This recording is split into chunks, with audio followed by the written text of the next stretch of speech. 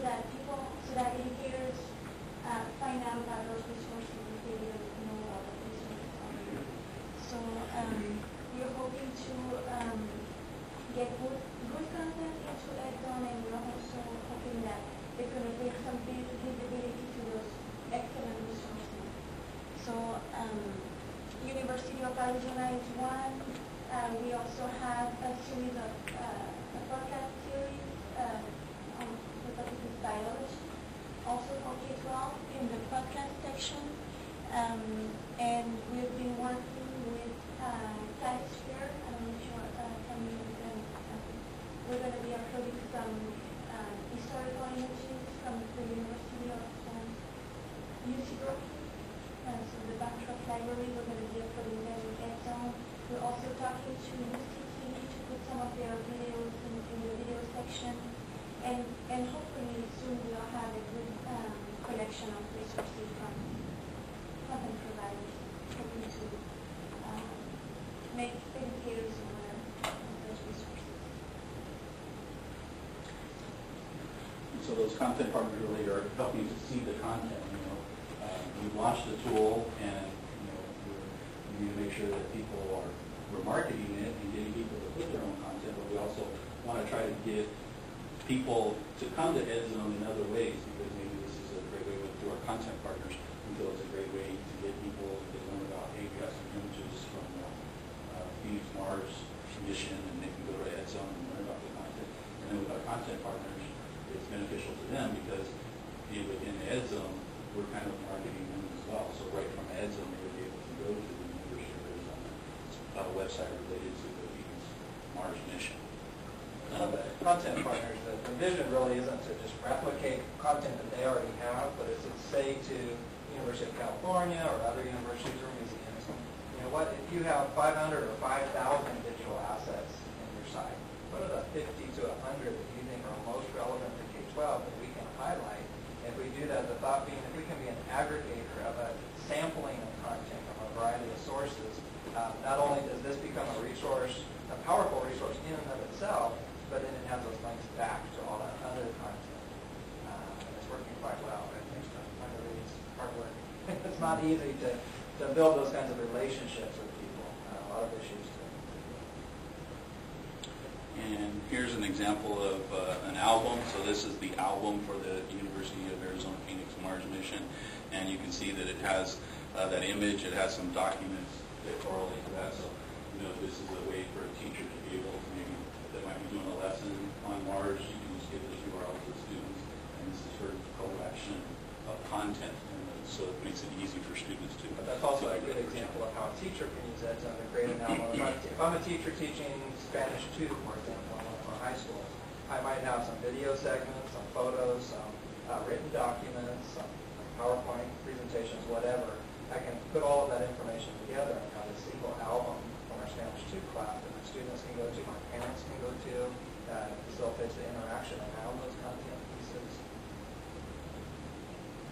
And we, as part of it, as I mentioned, we can also create groups. And so a group is a way of limiting content to a certain amount. So just because something, when you go to EdZone, you may see particular content, that doesn't mean that that's all that's there, because it can be limited from basically anybody on the internet down to just yourself. So you don't want to share it with anybody, and it's just a repository for your content, your digital content.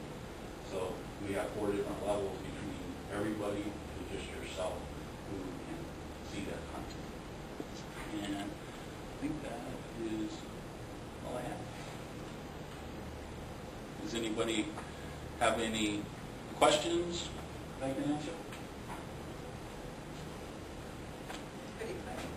Very good. The cost to teachers out there to use, the parents to look, and ultimately perhaps students to use is zero.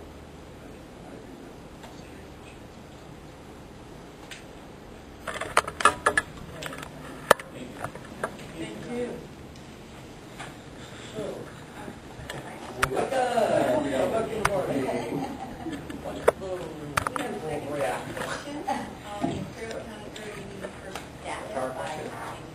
No.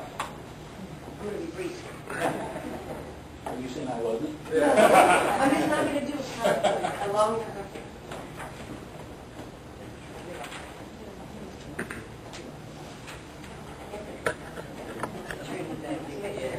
While she's passing that out, Marguerite is expecting our first high-speed network baby.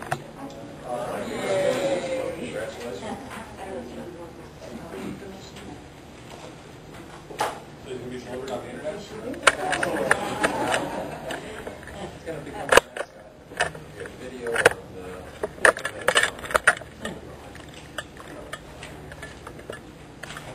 Okay, what we have is our Early Reading First grant started in 2004, and it was a preschool grant for 5 preschools that we chose in our county, 4 migrant sites and 1 state preschool site. And as of today, we ended our grant, but we did a lot of testing of our students over the past 4 years, and this year we had the highest achieving scores that we've ever had, so I wanted to share them with you.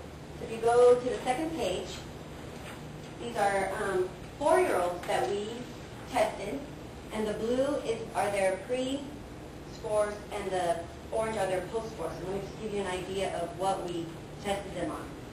And our preschools have 3-year-olds in them also, but we expose the 3-year-olds to everything that we expose the 4-year-olds to, but we don't test them because we figure some of them are not quite ready, and the 4-year-olds they're going to kindergarten, so we want to see how ready they were, prepared they were for kinder.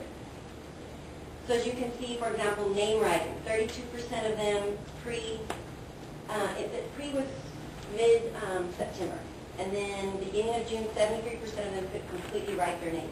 32% at the beginning because they get points if they knew, like if they had a 5-letter name like mine, Jamie, and they knew like 3 letters, they got some points.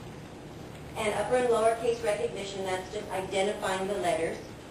And the next 1, 2, 3, 4, 5. The next 5 areas are crucial for reading in kinder through 3rd grade. And this is where I'm so excited. Letter sound, that's knowing the beginning sounds of letters. All the sounds, and then beginning sound awareness, like hearing a word like cat and being able to place that it begins with it. And print and word awareness, which is more concepts of print, knowing the front of a book, the back of a book, knowing that we point left to right and top to bottom, all the precursors for reading. And rhyme awareness and nursery rhyme awareness, all of these areas, these 5 areas they're called phonemic awareness or phonological awareness. And without these skills, children will not learn to read in our K-12 system. So I was very excited to see how many students were at benchmark 4-year-olds. With around 124 students that will be going to kindergarten very, very prepared. We also have just sent in our application for another round for 3 years with 5 more preschools, so we're hoping to get that so we can affect even more children. The next few pages, I'll just go through them briefly. Damon passed this around, I believe. This is the other area that we assess. This is more an assessment for our actual school site and our teachers, and the quality of our sites and the quality of our teaching. And you can see the ELCO is what we use to measure. The ELCO is what we use to measure. And for example, in 2004, I'm looking at the second sheet. In 2004, we had 22.2 was our score, and we just did the ELCO in end of May, and they received 40.8, and the maximum score was 41. And the reason I passed this sheet is so you can kind of see these are the 3 charts and these are the 3 sections that we evaluate. And I evaluated, but we also had our GEO department as outside evaluators, so there was no bias. So we had other people. I think 2 years ago, Christine Kaluga was the director of the grant. She brought other preschool directors in to just evaluate to see where we could improve. And this environmental checklist is just seeing if there's books. If there's books in the preschool, if there's a variety of books, and if they're in good condition, if there's a variety of writing tools, and if there's evidence of children's writing and writing activity. And you think writing in preschool, well, that could be just as scribbling, because some kids, I used to be a kindergarten teacher, and I would get children in my classroom that had never held a pencil or a crayon or never looked at a book before. So it's just to advance those opportunities for them to have those opportunities before they go to kindergarten.